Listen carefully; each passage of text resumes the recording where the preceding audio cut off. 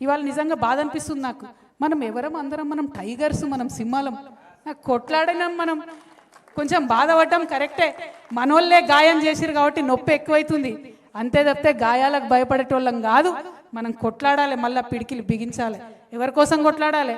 తల్లిని విముక్తం చేసినాం కదా, తల్లిని విముక్తం చేసినాం, కానీ మనం బానిసలైనాం. ఇవాళ మన బానిస సంఖ్యలు తెంచుకోవడం కోసం మనం ముందటికి పోవాలి. మన బతుకు తెరువు కోసం మనం ముందటికి పోవాలి.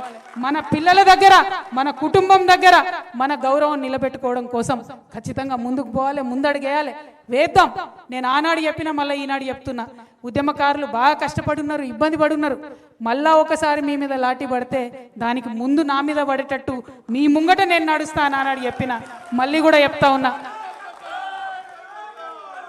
మీ మీదికి ఎక్కువ పెడితే ఆ బుల్లెట్ మొదట నన్ను దాటుకొనే మీ దగ్గరకు వస్తుందనే విషయాన్ని కూడా నేను మళ్ళీ చెప్తా ఉన్నా. నేను ఉట్టుగా చెప్తలేను, చాలా బాధతో ఆవేదనతో చెప్తున్నా.